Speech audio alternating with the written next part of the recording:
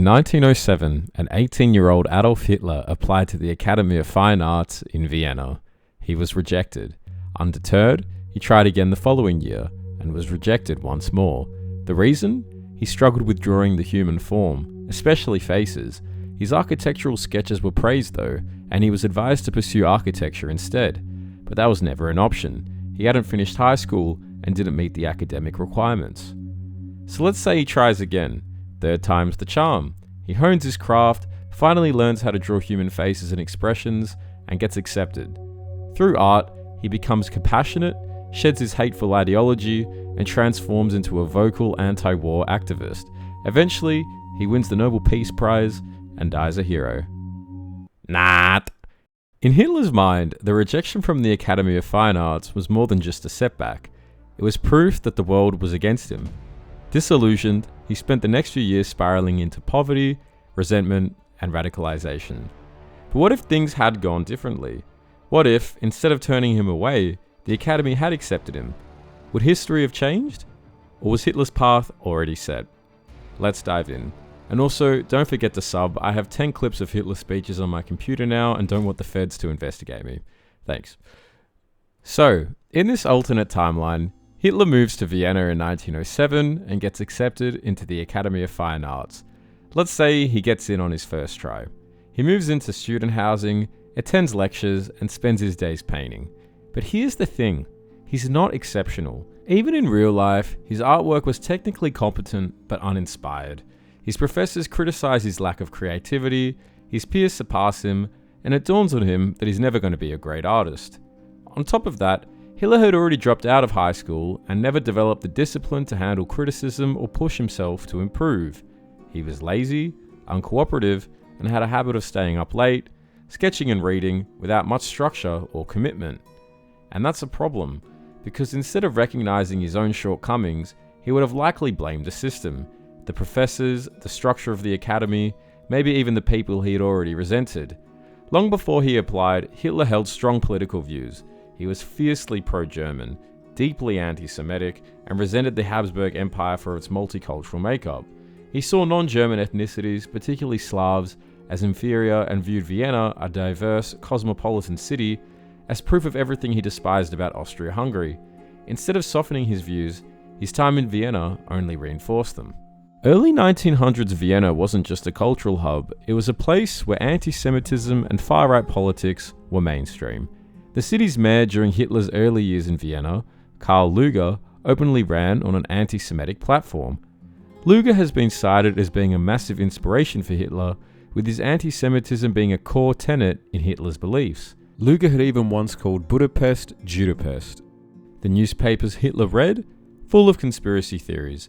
His favourite politicians, hardcore German nationalists. One of Hitler's favourite composers, Richard Wagner, was an outspoken anti-Semite. This thinking was everywhere at the time. The actual area of Vienna that Hitler lived in, Mariahill, was also rife with German nationalism, and these views would have surrounded him regardless of if he had made it into art school or not. So anyway, even though he's made it as an art student in this timeline, his worldview doesn't particularly change all too much. Every time he struggles, he looks for someone to blame. He probably sees Jewish artists at the school succeeding at points where he fails. He hears speeches about how foreigners are corrupting the empire, and as before, these ideas will likely take root. His radicalism doesn't transpire because he was rejected from art school. He becomes radicalized because he was always looking for an excuse to be.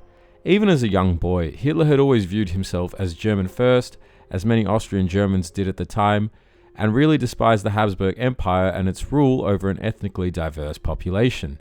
Hitler had also sung the German anthem, the Deutschlandlied, rather than the Austrian imperial anthem during his time at school.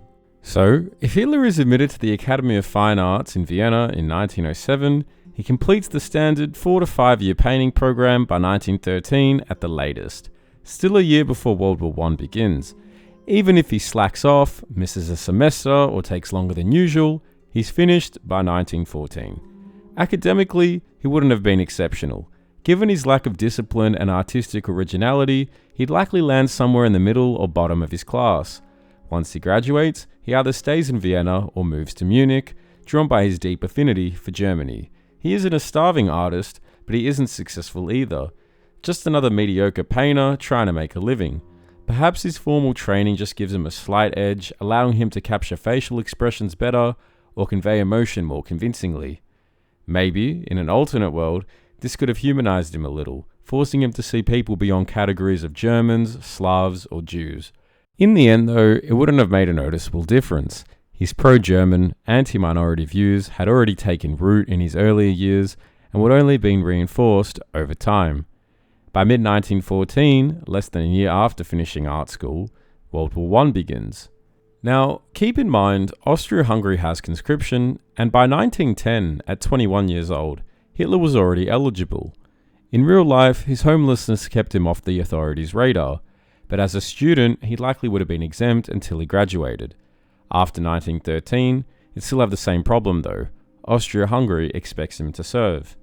In reality, Hitler went to great lengths to dodge Austrian service, moving to Munich to avoid being drafted. Even when the Bavarian police tracked him down in February 1914, he was sent to Salzburg for a medical evaluation and declared unfit. He was sent back to Munich, where he volunteered for the German army instead. That sequence doesn't change here. Even as an art school graduate, Hitler still moves to Munich, partly to pursue his career, but also to escape Austrian military service. He still gets conscripted, still gets rejected on medical grounds in Salzburg, and still returns to Munich. The outcome remains the same. When the war breaks out, he enlists in the German army as a foreign volunteer, joining the 16th Bavarian Reserve Infantry Regiment, also known as the List Regiment. This regiment was formed in August 1914 in Munich, and realistically, Hitler would have ended up nowhere else. Germany entered the war on August 1st by declaring war on Russia, followed by France on August 3rd. By the same month, Hitler had enlisted in the List Regiment, essentially signing up as soon as the war began. His war record, serving as a messenger, being wounded, and earning the Iron Cross, likely plays out the same way. Even if he had a bit more money from selling art, his path still leads to the same battlefield. Now, if we want to get deep into butterfly effect territory and argue that maybe he stands in the enlistment queue 10 seconds earlier, which somehow leads him to being killed on the Western Front, we could do that for basically anything at this point. Maybe he joins earlier, but then he sleeps 10 seconds later that night and everything stays exactly the same. So, just like before, he fights at the Somme and Passchendaele, I probably have said that wrong, serves as a messenger, gets wounded, and spends time in the hospital. The war reinforces everything he already believes. Germany is betrayed, the Treaty of Versailles is an injustice, and he still develops a Messiah complex down the line.